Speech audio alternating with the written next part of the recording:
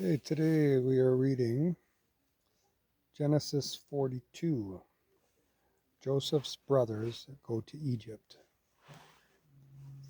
When Jacob heard that there was grain available in Egypt, he said to his sons, "Why are you standing around looking at one another?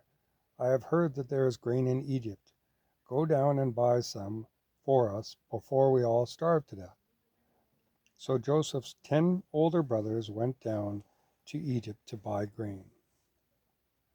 Jacob wouldn't let Joseph's younger brother Benjamin go with them, however, for fear some harm might come to him. So Jacob's sons arrived in Egypt along with others to buy food, for the famine had reached Canaan as well. Since Joseph was governor of all of Egypt and in charge of the sales of the grain, it was to him that his brothers came. They bowed low before him, with their faces to the ground. Joseph recognized them instantly, but he pretended to be a stranger. "Where are you from?" he demanded roughly. "From the land of Canaan," they replied. "We have come to buy grain." Joseph's brothers didn't recognize him, but Joseph recognized them, and he remembered the dreams he had many years before. He said to them, "You are spies. You have come to see how vulnerable our land has become." "No, my lord," they exclaimed. "We have come to buy food. We are all brothers and honest men, sir. We are not spies." "Yes, you are," he insisted. "You have come to discover how vulnerable the famine has made us." "Sir," they said, "there are 12 of us brothers. Our father is in the land of Canaan. Our youngest brother is there with our father, and one of our brothers is no longer with us." But Joseph insisted, "As I said, you are spies. This is how I will test your story. I swear by the life of Pharaoh that you will not leave Egypt unless your younger brother comes here. One of you go and get your brother. I'll keep the rest of you here, bound in prison. Then we'll find out whether or not your story is true. If it turns out that you don't have a younger brother, then I'll know you are spies." So he put them all in prison for 3 days. On the third day, Joseph said to them, "I am a God-fearing man. If you do as I say, you will live. We'll see how honorable you really are. Only one of you will remain in the prison.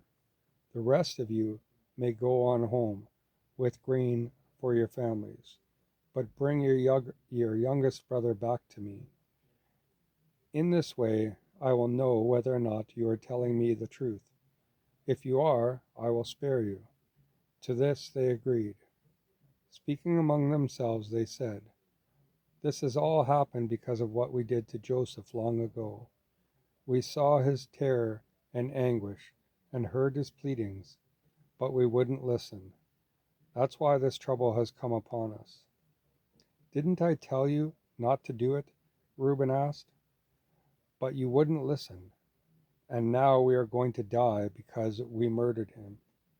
Of course, they didn't know that Joseph understood them as they were standing there, for, for he had been speaking to them through an interpreter. Now he left the room and found a place where he could weep. Returning, he talked some more with them. He then chose Simeon from among them and had him tied up right before their eyes. Joseph then ordered his servants to fill the men's sacks with grain, but he also gave secret instructions to return each brother's payment at the top of his sack. He also gave them provisions for their journey. So they loaded up their donkeys with their grain and started for home. But when they stopped for the night and one of them opened his sack to get some grain to feed the donkeys, he found his money in the sack. "Look," he exclaimed to his brothers, "my money is here in my sack." They were filled with terror and said to each other, "What has God done to us?" So they came to their father Jacob in the land of Canaan and told him all that had happened. "This man who is ruler over the land spoke very roughly to us," they told him. "He took us for spies, but we said, 'We are honest men, not spies. We are 12 brothers, sons of one father.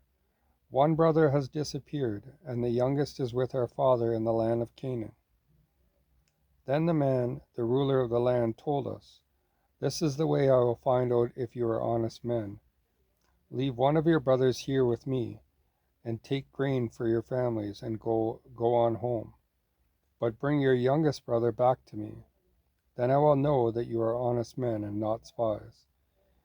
If you prove to be what you say, then I will give you back your brother, and you may come as often as you like to buy grain.' As they emptied out their sacks, there on the top of each of them was the bag of money paid for the grain. Terror gripped them as it did their father. Jacob exclaimed, "You have deprived me you have deprived me of my children. Joseph has disappeared, Simeon is gone, and now you want to take Benjamin too? Everything is going against me." Then Reuben said to his father, You may kill my 2 sons if I don't bring Benjamin back to you. I'll be responsible for him." But Jacob replied, "My son will not go down with you, for his brother Joseph is dead, and he alone is left of his mother's children. If anything should happen to him, you would bring my gray head down to the grave in deep sorrow." And that's the end of Genesis 42.